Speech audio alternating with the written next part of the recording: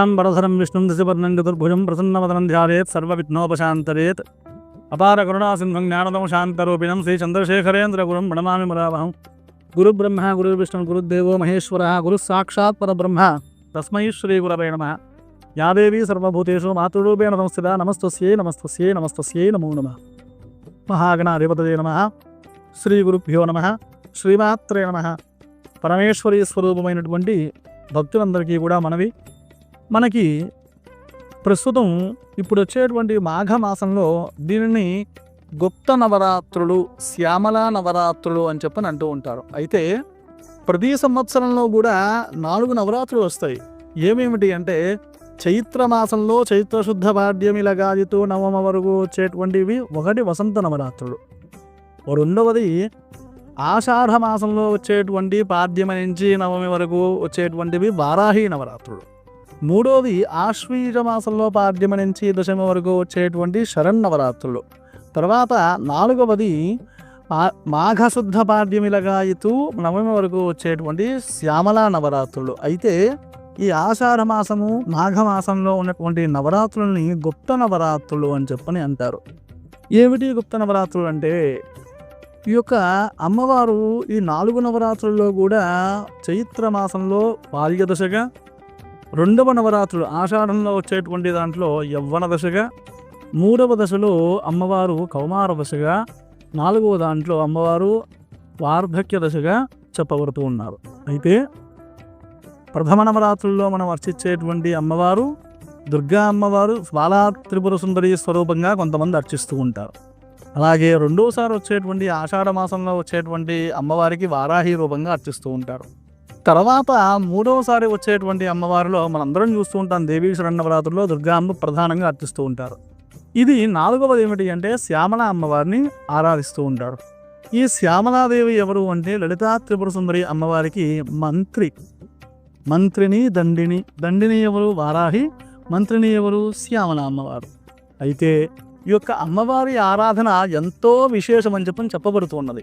ఏమిటి అంటే ఒక్క శ్యామలా నవరాత్రులు మనం చేసుకుంటే కనుక వర్ష పర్యంతం అంటే సంవత్సర పర్యంతం అమ్మవారు మనకి ఫలితం, మనం ఏదైతే చేసుకుని ఉన్నామో దేనికోసం చేస్తూ ఉన్నామో ఆ యొక్క ఫలితాన్ని ఇచ్చి రక్షగా ఉంటుందట.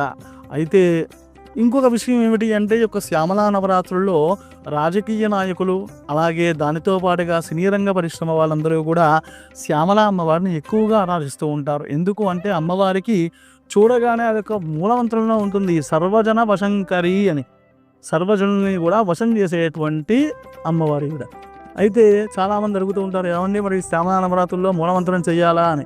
మూలమంత్రం అక్కర్లేదండి. మూలమంత్రం అనేది ప్రతి ఒక్కరికి ఇప్పుడు ఒక ప్యాషన్ అయిపోయింది. ఎలాగా అంటే ఏమన్నా లలితా సహస్రనామ స్తోత్రం చేస్తుంటే ఫలితం వస్తుందా, మూలమంత్రం కూడా చేస్తేనే వస్తుంది కదా అని కొంతమంది అడుగుతున్నారు. తప్పండి, చాలా తప్పు.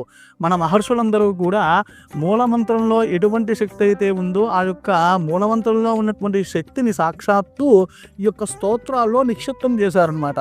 అయితే ఈ యొక్క మూలమంత్ర అర్హత అందరికీ కూడా అంటే గురువు వచ్చి మనల్ని పిలిచి ఇస్తే మంత్రం తీసుకోవడం వేరు, మనంతటా మనం ఆరాటపడి కొంతమంది అయితే దారుణంగా వెళ్ళి డబ్బులు పెట్టి మంత్రాలను తీసుకుంటున్నారండి. అది చాలా తప్పు. మంత్రం అనేది మన దగ్గరికి రావాలి, మనం పరిగెట్టకూడదు. ఎందుకు అంటే మనం నిత్యం అమ్మవారి ఆరాధన చేస్తున్నాం అనుకోండి, మీకు ఖచ్చితంగా అమ్మవారు మూలమంత్రం అమ్మవారి యొక్క ఆరాధనతో మీకు రావాలి అనుకుంటే అమ్మవారు ఏదో ఒక రూపంలో ఎవరో ఒక రూపంలో గురువుగా పంపించి మీకు ఆ యొక్క మూలమంత్ర ఉపదేశాన్ని తప్పనిసరిగా ఇస్తుంది. ఇక విషయానికి వస్తే ఈ యొక్క శ్యామలా నవరాత్రులు ఎప్పటి నుంచి అనుకున్నాము అంటే ఈ నెల 30వ తారీఖు లగాయతు 9 రోజులు అవుతుందండి. మాఘశుద్ధ పాడ్యమి లగాయతు నవమి వరకు కూడా శ్యామలా నవరాత్రులు ఉంటాయి. అయితే దీనికి ఏం చెయ్యాలి అంటే అమ్మవారు, నేను ఇందాక మీకు చెప్పాను మంత్రిని అని, రాజకీయ నాయకులు సినీ రంగ ప్రముఖులతో పాటుగా అమ్మవారిని అందరూ పూజించవచ్చు. శ్యామల అమ్మవారిని అందరూ ఆరాధన చేయొచ్చు. ఎందువలన అంటే ఈ యొక్క అమ్మవారి ఆరాధన వల్ల కలిగేటువంటి విశేష ఫలితాలు ఏమిటి అంటే మంత్రి రాజ్యంలో ఏ విధంగా అయితే సలహాలు అనేవి ఇస్తూ రాజ్య పరిపాలనకి సలహాలు ఇస్తూ ఉంటారో అదే విధముగా మన ఈ యొక్క అమ్మవారి ఆరాధన చేయడం వలన విద్యార్థులకు కానీ అందరికీ కూడా విశేషమైనటువంటి ఫలితాన్ని అమ్మవారు ఇస్తుంది. ఏమిటి? చక్కని బుద్ధి, స్థిరత్వము అన్నీ కూడా కలుగుతాయి నవరాత్రుల్లో. అయితే మనము రోజు కూడా ఏమిటి అంటే అమ్మవారిని ఎంత మనస్ఫూర్తిగా ఆరాధించాలి అంటే మనం అక్కడ కూర్చుని అమ్మవారు మన ముందు ఉంది అనేటువంటి భావనతో చేయాలి పూజ. చేసే 20 నిమిషాలు 10 నిమిషాలు 5 నిమిషాలు కూడా మనం భగవంతుణ్ణి ఎలా చేస్తున్నామంటే అక్షతలు వేయడం, పూలు వేయడం, గంధం వేయడం కాదు. అక్కడ అమ్మవారు ఉంది.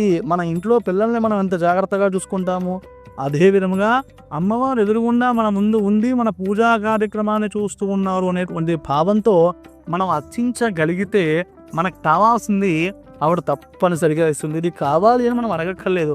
మానవ జన్మ, మనం ఎలాగో అడుగుతాము. అది మీరైనా సరే నేనైనా సరే ఈ పూజ చేస్తే అమ్మ నాకు ఇది కావాలని అడుగుతాం అందరం కూడా.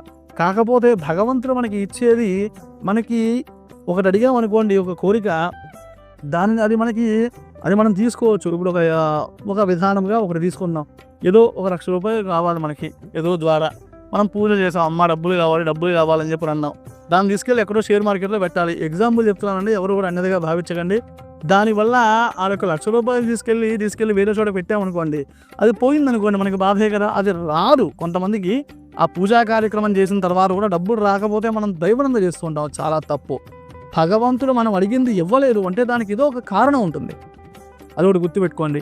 ఈ యొక్క శ్యామరాత్రుల్లో మీ అందరూ కూడా ప్రాతకాలాన్ని నిద్ర లేచి ఇల్లంతా కూడా శుద్ధంగా శుద్ధి చేసుకుని ఇంటికి తూర్పు భాగంలో కానీ ఈశాన్య భాగంలో కానీ ఒక మండపాన్ని ఏర్పరచుకోండి. ఏ విధంగా మండపాన్ని ఏర్పరచుకుంటారు అంటే, చక్కగా ఒక నేల మీద ఉన్నటువంటి పీట ఉంటే ఆ పీట వేసుకోండి, లేకపోతే సత్యనారాయణ స్వామి వారి యొక్క పీట ఉంటుంది కదా, అదైనా పెట్టుకోవచ్చు. పెట్టుకుని ఒక వస్త్రాన్ని వేయండి. ఏ వస్త్రం వేస్తారు? ఆకుపచ్చ, ఆ రంగు కలిగినటువంటి వస్త్రాన్ని ఉంచి ధాన్యం పోయండి లేదా బియ్యం పోయండి. పోసిన తర్వాత మధ్యలో కలశాన్ని ఉంచండి. ఆ కలశం ఎలా ఉండాలి? దానికి ఒక వర్ణన ఉంది. ఏమిటది? బంగారంది కానీ, వెండిది కానీ, రాగిది కానీ, ఇత్తడిది కానీ పెట్టండి. స్టీలు పాత్రలు, లోహ పాత్రలు వినియోగించకండి. ఒకవేళ మీ ఇంట్లో కలసంలో చెంబు లేకపోతే కనుక మట్టి ముంత తీసుకొచ్చి పెట్టచ్చు కలసం కింద, ఏం తప్పు లేదు. దాంట్లో సుగంధ ద్రవ్యాలు వేయాలి. ఏమిటవి? జాజికాయ, జాపత్రి, యాలకులు, లవంగాలు, పచ్చకర్పూరం. ఇది లేకపోతే తీర్థం పొడి అని దొరుకుతుంది, అది కొద్దిగా వేయండి. దాంట్లో మంచి శుద్ధోదకాన్ని వేయండి. వేసి దాంట్లో అమ్మవారు సుగంధ పరిమళాలంటే చాలా ఇష్టం ఆవిడికి, కాబట్టి జువాజీ అని అమ్ముతారు, అది కూడా తీసుకొచ్చి కొద్దిగా వేయండి. వేసిన తర్వాత పంచపల్లవాలు పెట్టండి లేదా మామిడాకులు పెట్టండి. ఆ మామిడాకులు పెట్టి దాని మీద ఒక కొబ్బరికాయని ఉంచండి. ఉంచి ఏమిటి అంటే ఒక టోపీ కింద చేయండి, ఒక రవికెల గుడ్డని. దాన్ని కలసం మీద పెట్టండి. పెట్టి అమ్మవారి యొక్క ఫటాన్ని పెట్టుకోండి. ధ్యాన ఆవాహనాది 16 ఉపచార పూజలు PDF ఒకటి పెట్టుకోండి చక్కగా. ధ్యానం, ఆవాహనం, ఆసనం, పాద్యం, అర్ఘ్యం, ఆశమనీయం, స్నానం, వస్త్రం, ఉపవీతం, ఆభరణం, గంధం, తర్వాత అష్టోత్తరం, ధూపం, దీపం, నైవేద్యం, తాంబూలం, నీరాజనం. ఇది 16 ఉపచారాలు. పంచోపచారాలు ఉంటాయి. పంచోపచారాలు అంటే ఏమిటి? గంధము, పుష్పము, ధూపము, దీపము, నైవేద్యము, తాంబూలము, నీరాజనము. ఈ పంచోపచారాలు. మీకు ఏది సక్రమంగా కుదిరితే అది చెయ్యండి. చేసి చక్కగా కూర్చుని అమ్మవారి ముందు మీ మనసులో ఉన్నటువంటి భావన అమ్మవారికి చెప్పి శ్యామలా దండకం అని ఉంటుంది, చక్కగా దాన్ని మీరు పారాయణ చేయండి. చేసి ఉదయము సాయంత్రము 2 పూటలా కూడా పూజా కార్యక్రమాన్ని చేసుకోండి. చేసుకున్న తరువాత ఏకభుక్తము చేయండి. ఏకభుక్తం అంటే ఒక పూట భోజనం చేయండి. ఎటువంటి భోజనం చేస్తారు అంటే ఉల్లిపాయ వెల్లుల్లిపాయ తీసుకోకూడదు. అలాగే చక్కగా అమ్మవారికి ఆ యొక్క ప్రసాదాన్ని, నైవేద్యం పెట్టినటువంటి ప్రసాదాన్ని తీసుకోండి. భోజనం చేసి రాత్రిపూట ఫలహారం చేయండి. వీలుంటే కనుక భూశయనం చేయండి. లేకపోతే అంటే ఆరోగ్యంతో ఏమన్నా సమస్యలు ఉన్నటువంటి వారైతే కనుక మంచం మీద మీరు శయనించవచ్చు. లేదు అంటే చక్కగా భూశయనం చేయండి.